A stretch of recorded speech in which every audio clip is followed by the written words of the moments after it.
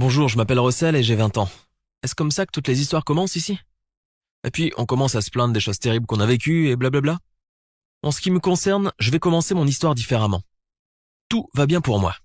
En tout cas, je préfère voir les choses de cette façon. Je n'aime pas avoir l'air d'un pleurnicheur. Pourtant, mon histoire a commencé avec la mort, comme beaucoup d'histoires tristes ici. Quand j'avais 7 ans, mon grand-père maternel est décédé. Mais il n'y a eu que très peu de chagrin, car franchement, c'était un homme vraiment méchant.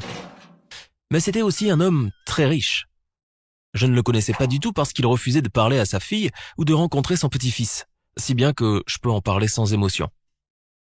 Ma mère parlait très peu de son père. Je savais seulement que, dès qu'il en avait eu l'occasion, mon grand-père avait envoyé ma mère dans une école privée, quelque part dans les Alpes suisses. Cette école était censée la transformer en belle aristocrate, mais la transformation a échoué. La seule chose que ma mère a tirée de cette éducation, c'est une culture européenne. Cela ne l'a pas empêché de sauter sur l'occasion d'épouser le premier homme qui a croisé son chemin et qui se trouvait être mon père. Mon grand-père n'aimait pas beaucoup l'idée d'avoir pour gendre un bûcheron. Et ce n'est pas une façon de parler. Mon père a vraiment travaillé comme bûcheron toute sa vie. Bref, ma mère n'a pas eu la bénédiction de mon grand-père avant de se marier. Et en plus de cela, pendant la plus grande partie de sa vie conjugale, elle n'a pas reçu un sou des poches de mon grand-père. C'est pourquoi mon enfance, sans être trop difficile, a été assez pauvre.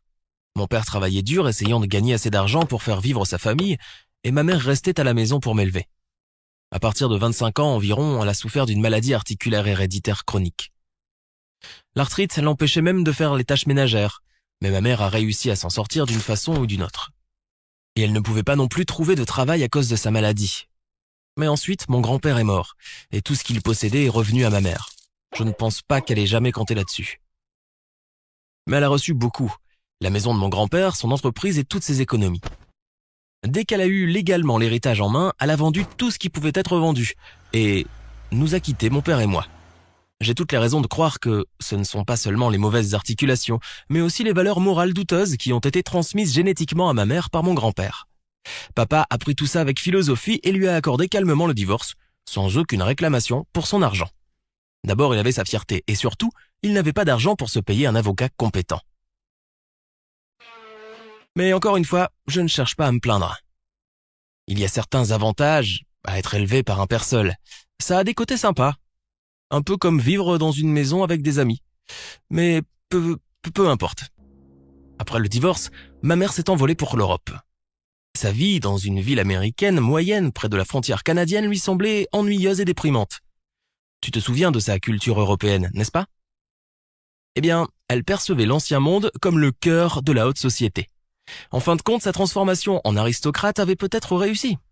Quoi qu'il en soit, dès qu'elle a eu fini toutes les formalités, ma mère a entamé son voyage à travers tous les pays d'Europe. Elle n'a jamais acheté de maison ou d'appartement. Au lieu de cela, elle changeait régulièrement de ville et de pays, rencontrait de nouvelles personnes et vivait une vie de luxe et de plaisir, telle qu'elle se l'était toujours imaginée. J'ai appris tout cela grâce à ses récits détaillés lors de nos conversations sur Skype, et à l'énorme quantité de photos qu'elle m'envoyait. Car curieusement, ma mère n'a pas coupé les ponts avec moi, et elle a même essayé de rester amie avec mon père. Toutefois, elle ne nous a pas envoyé d'argent, et nous ne lui avons rien demandé. En 10 ans, ma mère m'a emmené 3 fois en Europe pour des vacances. Une fois en Crète, une fois au nord de l'Écosse et une fois en Roumanie. J'ai donc pu constater de mes propres yeux que ma mère dépensait son argent avec une certaine parcimonie. Son luxe était plus ostentatoire qu'au réel, plus destiné à faire bonne impression, comme c'est souvent le cas sur Internet d'ailleurs. La seule chose qu'elle ne faisait pas, c'était de travailler. Et c'était logique étant donné que son arthrite avait encore empiré et lui causait de plus en plus de douleurs physiques. Mais je me demandais encore combien d'argent lui avait laissé le regretté Gripsou qu'était mon grand-père. Il y a quelques années, un nouveau personnage est apparu dans cette histoire. Il s'appelait Marc. Il semblait venir de quelque part en Europe de l'Est, où ma mère l'avait rencontré. D'ailleurs, c'était plus ou moins la seule information fiable que j'avais sur lui. Je ne connaissais pas son nom de famille, ni rien d'autre qui puisse m'aider à l'identifier. Les informations qu'il a données à ma mère étaient, selon toute vraisemblance, fausses. Et tu vas bientôt comprendre pourquoi. Maman a soutenu que Marc était un médecin diplômé en exercice. Ils s'étaient rencontrés lorsque la douleur liée à son arthrite était devenue particulièrement intense. Elle était allée voir un médecin et avait rencontré ce Marc. Je ne sais pas quelle méthode ni quel moyen Marc a utilisé pour la soigner, mais au bout d'un certain temps, il est devenu non seulement son médecin, mais aussi son compagnon. Bien sûr, j'avais conscience que ma mère était divorcée depuis plus de 10 ans, qu'elle avait probablement connu d'autres hommes, mais ils étaient entrés dans sa vie et en étaient sortis. Le cas de Marc était complètement différent. Je l'ai rencontré lors de mes dernières vacances avec ma mère en Europe, si bien que j'ai pu observer attentivement cet imposteur et j'ai remarqué à quel point il avait influencé ma mère. Comme tu l'as peut-être deviné, ma mère n'a jamais eu beaucoup de jugeote. Mais là, elle se faisait clairement arnaquer. D'abord, j'ai découvert par hasard que ma mère avait donné à Marc un accès complet à tous ses comptes. Il était censé planifier leur budget familial, mais leur revenu était proche de zéro, et tendait même vers le négatif.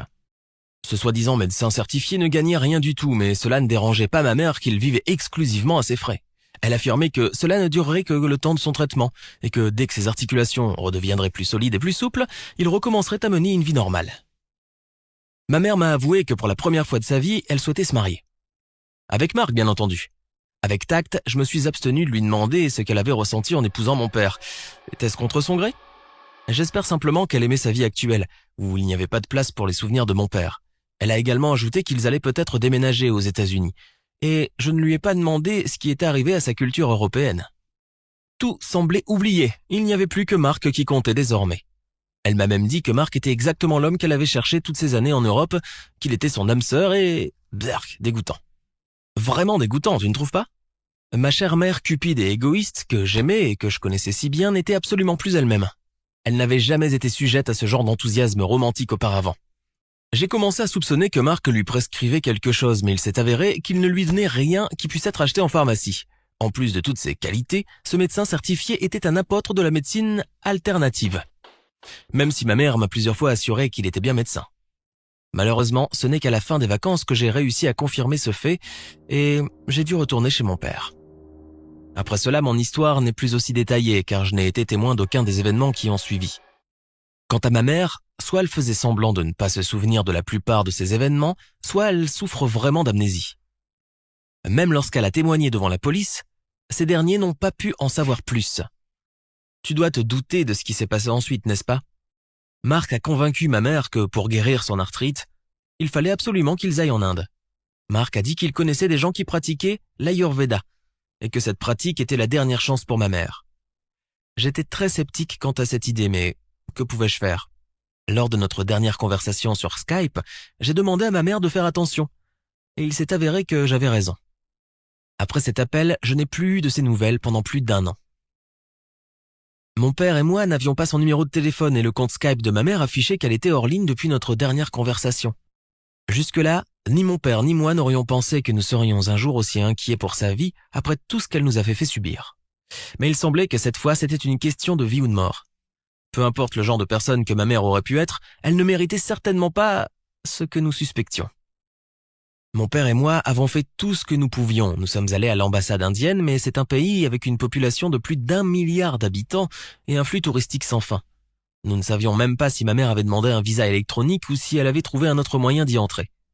Sans compter que nous ne savions rien de Marc, ni de sa citoyenneté et que nous ne savions pas exactement où ils avaient vécu en Europe avant d'aller en Inde. En bref, nous étions totalement impuissants. Au bout d'un temps, quelqu'un a appelé le numéro de mon père depuis l'Inde. Nous pensions qu'il s'agissait de représentants officiels et nous nous sommes préparés au pire. Mais c'était une femme ordinaire qui avait eu pitié d'une femme blanche sans abri qu'elle avait trouvée non loin de chez elle. Notre mère n'avait rien dit de plus et lui avait seulement donné un numéro de téléphone pour nous contacter. Tu peux donc déjà imaginer comment cette histoire s'est terminée. Marc avait laissé ma mère sans argent. Pas seulement sans argent de poche, mais il avait vidé tous ses comptes en banque. Puis, il l'avait laissé dans le désert indien et avait disparu dans le soleil couchant. Mais pendant un certain temps, ma mère avait effectivement reçu un traitement contre l'arthrite. Elle avait contracté une bonne demi-douzaine d'infections locales, mais ses articulations ne la dérangeaient plus. Ma mère prodigue est aujourd'hui rentrée aux États-Unis et vit de nouveau avec nous. Et si jamais tu rencontres ce Marc dans la vie réelle, prends garde. C'est une mauvaise fréquentation. Partage cette histoire avec tes amis et abonne-toi à la chaîne.